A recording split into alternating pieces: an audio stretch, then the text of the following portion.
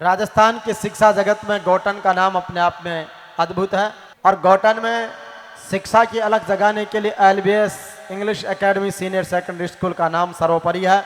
उसका नेतृत्व कर रहे श्री शिवदान राम जी बापेड़िया से निवेदन करूंगा कि एलबीएस के लक्ष्यों, विजन और उपलब्धियों को आप सबके बीच में रखें और जिस तरीके से विद्यार्थियों का सर्वांगीण विकास का संकल्प आपका पूरा हो रहा है उस मिशन को और आगे बढ़ाएं। सम्मानित Shivdan Ram ji Bapedia, director of LBS academy senior secondary school Gautan. सबसे पहले माँ सरस्वती को नमन।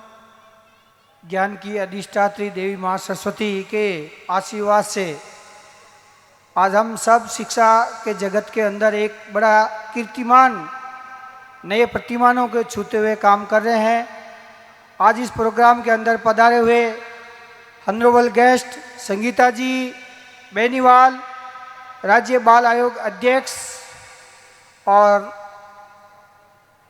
पूर्व एमएलए रामचंद्र जी जारोड़ा साहब, पीडब्ल्यूडी एक्शन रिटायर्ड श्रीमान बलदेव राम जी, भिक्काराम जी और भी गणमान्य हमारे बीच इस प्रोग्राम में पधारे, उनका हार्दिक अभिनंदन, हमने रेस्पेक्ट। और दूर दराज से मेरे पिता तुल्य बुजुर्गों, माताएं, बहनें और मेरे इस खिलते प्रफुल्लित होते विद्यालय के समस्त स्टाफ और नन्हे मुन्ने प्यारे बच्चे, हमने आज से 2005 में 17 वर्ष पहले एक शिक्षा जगत के अंदर कदम रखा। 17 वर्ष के अंदर हम एक अच्छे काम करते हुए इन्हीं अभिभावकों, इन बच्चों के माता पिता के सहयोग और संरक्षण से आज 15 वर्ष के अंदर ये विद्यालय एक सुशोभवान जगह पर फलवित पुष्पित हो रहा है। हमारा हमेशा लक्ष्य रहा है कि ये बच्चे एक माता पिता अभिभावक की जो संपत्ति है, एक पिता और एक माता के उसके पास जो कोई संपत्ति है, मैं कहता हूं उसका एक बेटा एक बेटी है और वो अमूल्य होती है और उसको हमें खिलखिलाते हुए हमें सौंपते हैं। इतना बड़ा हमारा भाग्य होता है। हम स्वयं उन बच्चों को पढ़ाकर भाग्यशाली महसूस करते हैं। आप किसी से कोई वस्तु मांग लीजिए, पैसा मांग लीजिए, कोई वस्तु मांग लीजिए, लेकिन उससे पुत्र और पुत्री मांगते हैं तब वो 7 बार सोचता है कि ये मेरा बेटा और ये मेरी बेटी किसे सौंपा जाए, इसको कौन शिक्षा दे सकता है, कौन इसकी परवरिश कर सकता है और कौन इसको अच्छे गुणों के साथ मजबूत इस समाज के अंदर खड़े होने लायक बना सकता है। हम इस अमूल्य निधि की आपकी बहुत परवरिश करते हुए अच्छे संस्कारों के साथ पढ़ाते हैं, उसका सर्वांगीण विकास करते हैं। कार्यक्रम के माध्यम से आपको विभिन्न प्रकार की एक्टिविटियां जब देखिए आपको पता चला है। मैं ज़्यादा कुछ नहीं बोलना चाहता हूं। हम इस बात से गौरवान्वित हैं कि हमने आपकी अमूल्य निधि जो आपके बेटा है उसको हमें पढ़ाने के लिए हमें सौंपा। इससे बड़ा हमारा सौभाग्य क्या हो सकता है। आप किसी से कोई वस्तु मांग लो, मिल जाएगी, लेकिन बेटा और बेटी मांगने पर वो कहेगा ना, ये बहुत ही अमूल्य निधि है, उसको हमें सौंपते हैं। तो हमारा भी विश्वास आपको इतना देना चाहते हैं कि हम भी उन्हें ऐसी सर्वांगीण विकास लायक बातें बताएं, ऐसी शिक्षा दें, ऐसी उनकी परवरिश करें कि इस समाज के अंदर, इस देश के अंदर वो अपने आप को स्थापित कर सके, अपने आप को खड़ा कर सके। शिक्षा जगत में कर सकता है, व्यापार के अंदर कर सकता है, और भी इस देश के अंदर फील्ड बहुत हैं, खेल कूद के अंदर कर सकता है, और जो भी बैंकिंग अंदर जा सकता है, इंजीनियरिंग अंदर जा सकता है। इतने फील्ड के लायक हम उन बच्चों को बनाते हैं। हम उन बच्चों को जब कामयाब होकर देखते हैं तो हमारी पूंजी वही होती है लास्ट के अंदर कि हमने जो काम किया है उसका परिणाम सकारात्मक आ रहा है।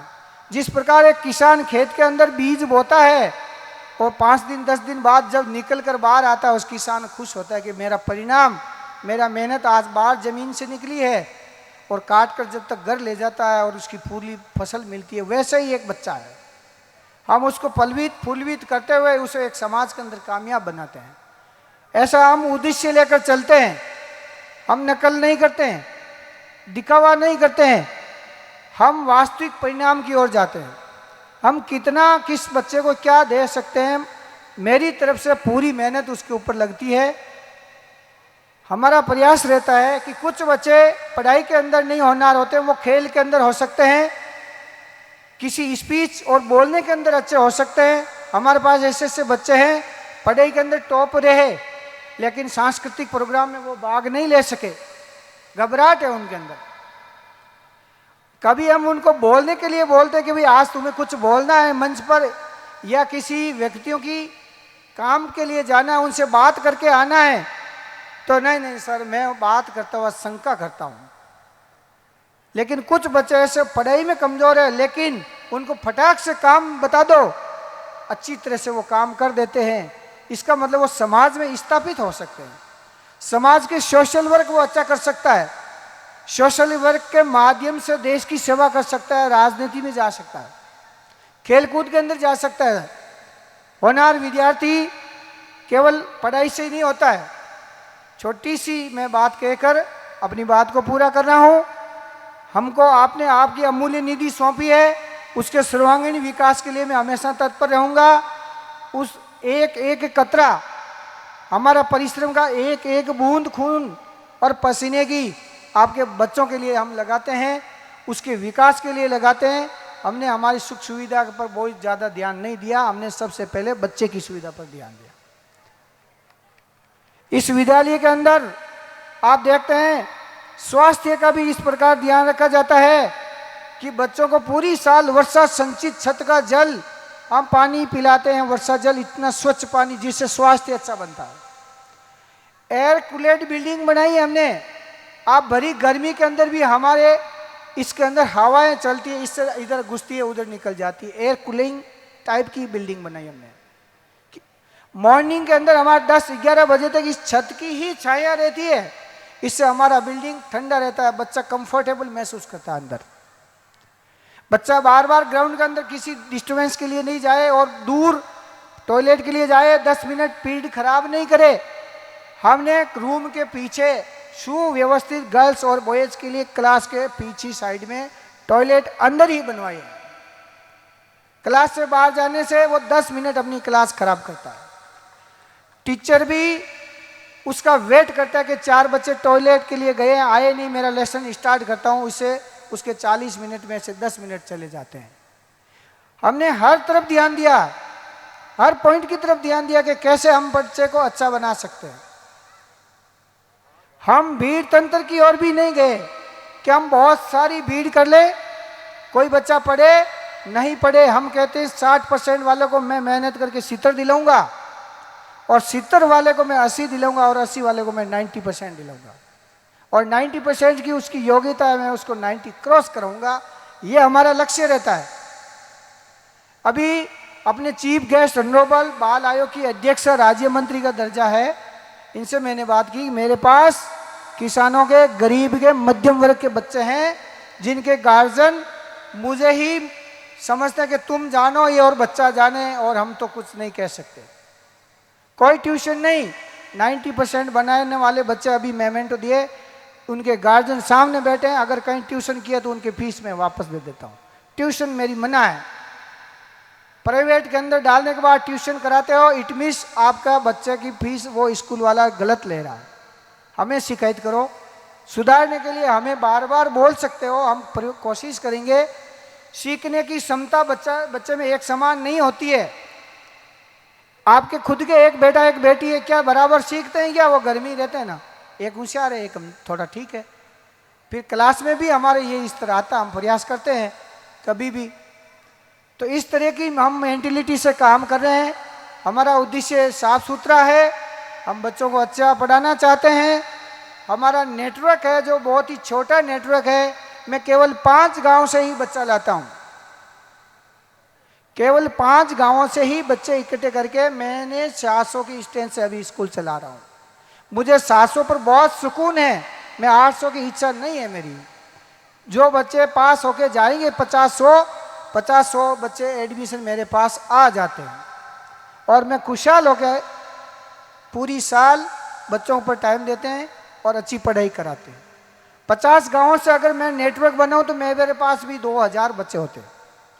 50 गांवों से मैं बच्चे नहीं ला रहा हूं और मैं केवल 5 गांवों से बच्चे लाकर और कस्बे के आसपास, जो मोहल्ले के आसपास, उन बच्चों को सुगम आवागमन में, वर्षा चल रही है तो आधे घंटे लेट भी स्कूल आ सकता है, आराम से उसको ज़रूरत हो तो घर की छुट्टी लेके लंच में जा सकता है, उसके फादर उसको चेकअप के लिए वापस बीच में आ सकते हैं। इस कस्बे के बीच में पढ़ने से ये बच्चे के गार्जियन के फायदा होता है।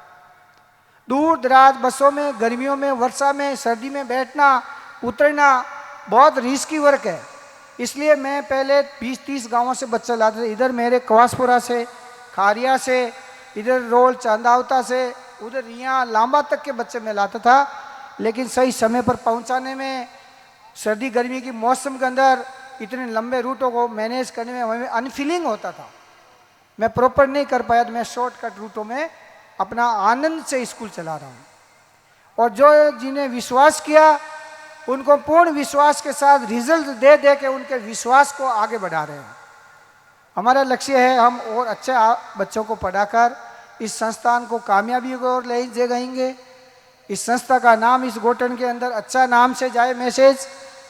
ज़्यादा बच्चे कम बच्चे ये कोई मायना नहीं रखता। 500 बच्चे वाली भी स्कूल चलती है, 400 वाली भी चलती है, 300 वाली भी चलती है, 1000 वाली भी चलती है, 5000 वाली भी चलती है। 5000 वाली का 5000 का खर्चा है और 1000 वाली का 1000 का खर्चा है। 700 इस बच्चे वालों की 700 बच्चों जितना खर्चा है। कोई ऐसी बड़ी हम नहीं लालसा रखते हैं कि हमारे ज़्यादा आए उसके बाद हम ज़्यादा लोगों में परफॉर्मेंस करें। हम हमारे पास वाले बच्चों को ही पढ़ाकर हम खुश हैं और खुश रहना चाहते हैं। मैं मेरी बात को विराम देता हूँ। आपने मेरे इस प्रोग्राम को बड़ी तल्लीनता से खुशहाल होकर सुना, देखा और इतना अनुशासित माहौल रखा। मैं इसके लिए आपका बहुत बहुत धन्यवाद और शुक्रगुजार हूँ और हमेशा मेरा साथ बनाए रखना। मैं आपके बच्चों के ऊपर पूर्णतः अच्छा बनाने का मेरा प्रयास अभ्यास रहेगा। मेरे पास अच्छी टीम है, हमारे जो स्टाफ्स है वो भी बहुत नेक और निर्भीक हैं, अच्छे परिवार से बिलोंग करते हैं। उनके समाज में ऑलरेडी पहले पढ़े हुए मजबूत लोग हैं, उनसे मैं जुड़ के बतलाया हूँ। हम विथ फैमिली इस स्कूल के अंदर ही रहते हैं। मेरी दादी 100 वर्ष की वो यहाँ रहती है, मेरे माताजी यहाँ रहते हैं, मेरे घर वाले वाइफ मेरी यहाँ रहती है, मेरे बच्चे यहाँ रहते हैं, मैं यहाँ रहता हूँ। हर वक्त इस स्कूल के ऊपर हमारी मॉनिटरिंग बारीकी से होती। लोग कैमरा लगाते हैं लेकिन हमारे 5 सदस्यों के 5 दूनी 10 आंखें हो गई, 10 आंखों की मॉनिटरिंग चलती है यहाँ पर। ये कैमरे वास्तविक कैमरे होते हैं, बाकी कैमरे शायद कोई देख नहीं पाते, लेकिन हमारे कैमरे हैं जो हमारे पास 10 कैमरे, वो हर चीज़ की मॉनिटरिंग करते हैं। आप आज यहाँ नहीं थे, उस समय ये बच्चे वहाँ चले गए, ये बाहर घूम रहे थे, वो सर बैठ गए, वो काम नहीं हुआ, तुम नहीं आए तो यहाँ पर 4 लोग दिन को आके गए, आपको बताया नहीं। ये सारे कैमरे हमारे शाम को मैच्योरिटी हो जाती है। तो हम बहुत खुशहाल और सुविधान स्कूल चला रहे हैं और जितने बच्चे हैं मुझसे खुश हैं, पर्याप्त हैं, मस्त हैं। ये बात कहना चाहता हूँ। धन्यवाद।